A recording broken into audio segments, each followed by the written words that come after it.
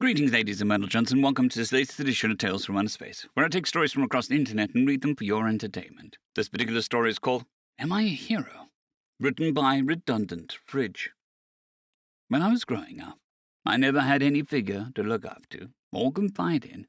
Every adult of every race and banner had stripped me of every child alongside myself down to replaceable tools. They called us battlefield cleaners.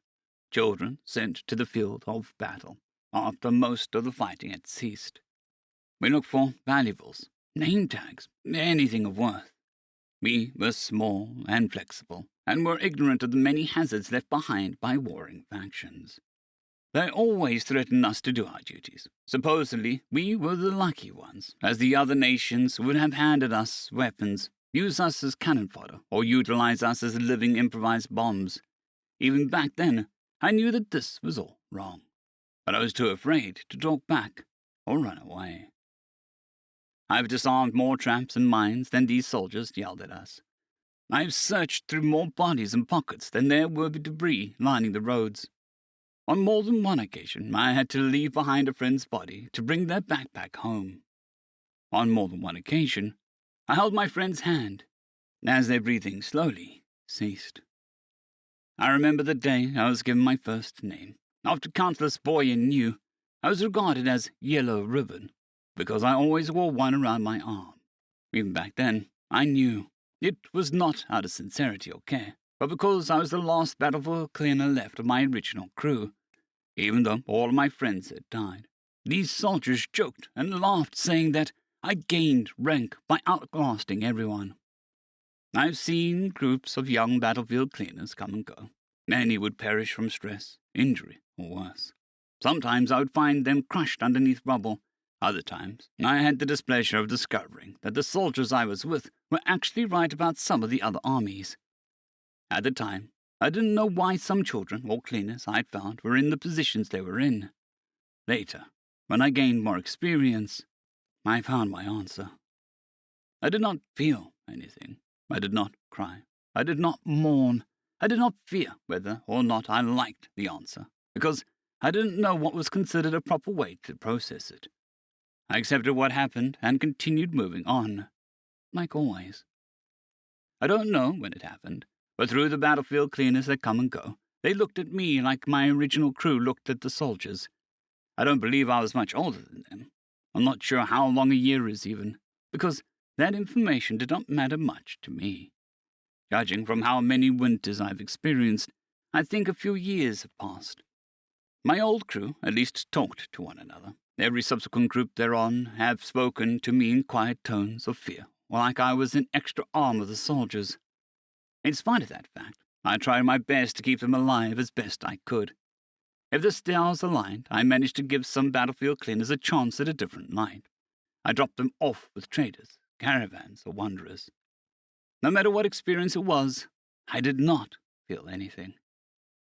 During my countless campaigns with the soldiers I was attached to, I received medals and ribbons associated with the war zones that we were thrown at. Despite never being a soldier and holding the position of a battlefield cleaner, this only happened because I outlasted the original soldiers who tormented me during my early youth. Young soldiers and conscripts get cycled in like the battlefield cleaners.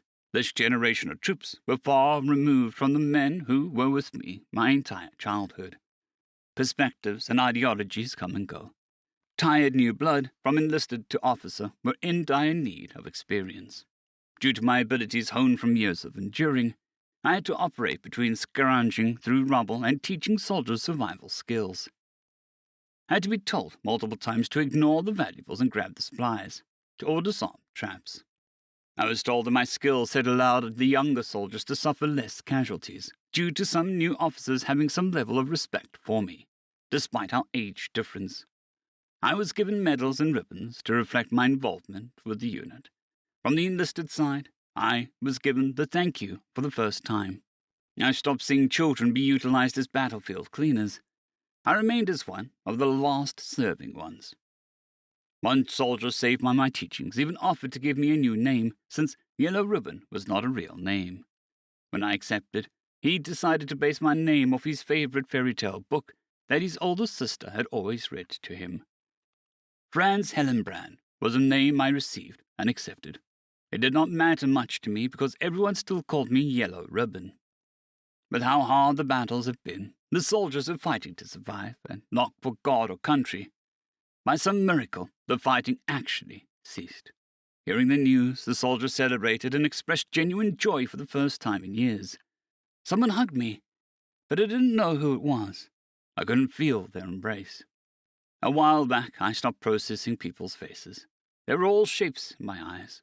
I thought that when the war ended, I would at least see people who didn't treat me like a walking corpse.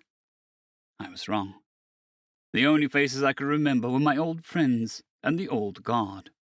With the end of the Seven Nations War, they had become unified under one banner. Across the land, war deserters, bandits, and scavengers infect every crevice and hole imaginable. Civilization had to be rebuilt from the ground up, and abandoned weapons had to be disarmed. The unit I was attached to was dragged away to reorganize the entire chain of command. I did not come with them, as I was relieved of all my duties to help rebuild. Instead of something like an orphanage or guard station, one of the officers dropped me off with a crippled soldier who was residing in the city. This man operated a workshop. I knew his surname was Ulan, but no one ever said his foreign name in front of me before, and I never asked. I refused to, at this point. Take care of him, I recalled. His name is Franz Hellenbrand. Probably 18 right about now. Those ribbons and medals are legitimate. I remember the crippled man looking at me. He chuckled. I wasn't sure what expression Ulan made, but his posture lowered slightly. Hello, Yellow Ribbon. It's been a while. Attempting to remember this man was a blur. I did not feel pain, distress, or rage. I can see it in your posture. You don't remember me. That's okay. We weren't in the same unit. But I remember you back in St. Florence, Agisa, Devil's Hill, or where the dam breaks, Franz. You were one of the most helpful people there. At all those places, if you didn't give us supplies, I would have seen more guys die. I would be dead. I'm just letting you know that you did great things. Whatever terrible things you had to do, it was offset by the positivity that went through your way to accomplish, no matter how little you think it mattered. He raised his head at the officer, and the man vanished from my life. Franz, allow me to say, I can help you physically. I do not possess the experience to aid you mentally or spiritually. If I manage to find someone who can, I will. It is the least that I can do. The crippled man approached. Look at me. Can you see my face? I shook my head. No. Everyone's a shape to me, sir. He slowly nodded his head. The man remained silent for a few seconds. I could hear his breathing stagger slightly. Okay, like I just said, I can only help you physically. I'm not good enough to help someone's emotional or mental state. I already tried. I failed. I had to put down some of my men after the fighting ended. And remember, I'm here. Always. It does not matter if I'm busy or if it's dead of the night. I'm not ignorant about how you feel right now. So please don't be afraid to run to me if ghosts start appearing. They are not real, but the pain they bring is beyond what time can heal. In between the light soups and food, I became the sole expert in exploring ruins. When I was not disarming weapons, I rebuilt and refurbished tools for people and toys for young.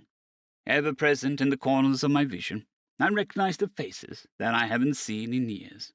In the continuous blur of my life I currently lived within, it was impossible for me to ignore these instances. Whenever I traversed ruins to disarm traps, they would be there.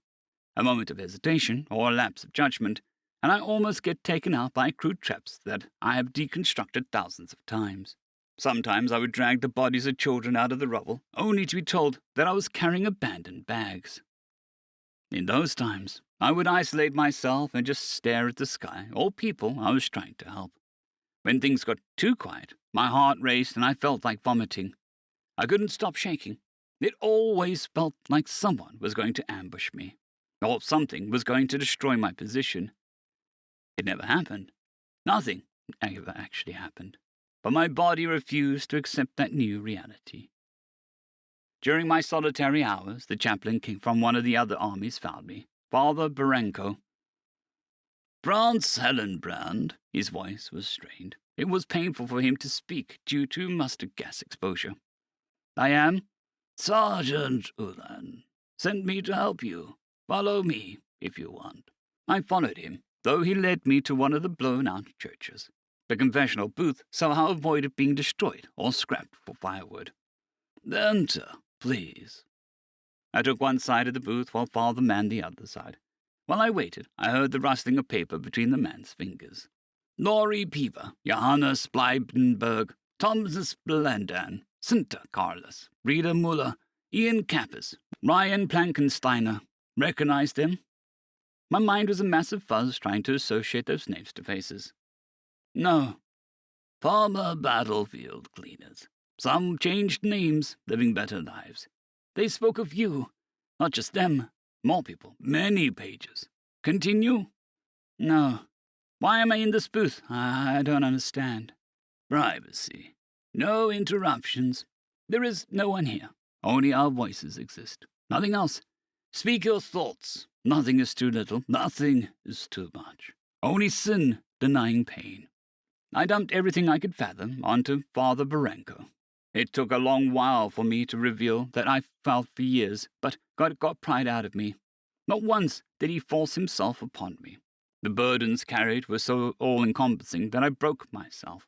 I couldn't remember the words that followed out of my mouth. I cried. I was on the ground of the confessional booth, and all I could do was cry. There was more repressed pain coming out of my mouth than actual words. Father Barenko had left his side and opened up the door to my end. The light bled in on my curled-up body. Even though I couldn't see his face, I knew Father Barenko was not looking down at me. He stepped back, more than enough room for me to just run out and breathe. He crouched down low, enough for us to see eye to eye. Many contradicting emotions rampaged across my being. I wanted to breathe, escape the small booth, but I couldn't. I didn't know if my body or my mind refused to, or both. During my degradation, in a single moment of clarity, through the tears, I reached out to the man in front of me. He hugged me immediately, even though my emotions spiraled out of control. A physical anchor was there to hold some of it. I acknowledged the pain that existed within me for the longest 13 years anyone could feel.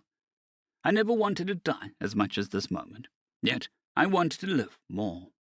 To this day, I can't see people's faces.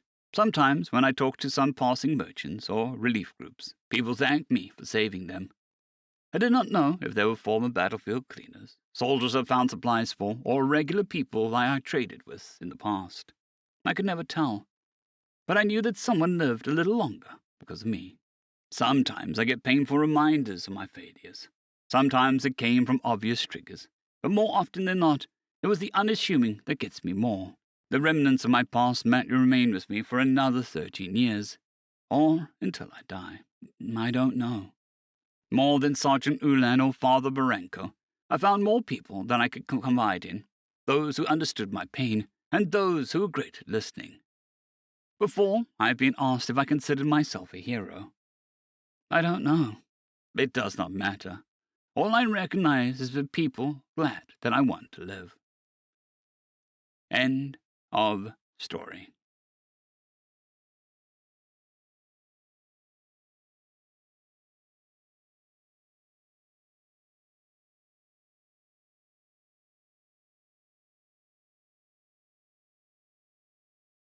I'd greatly like to thank our Tier 5 channel members, Caspar Arnholtz, John Creighton, Manatharia, 050, Dragzoon WRE, and Elijah Silvercross.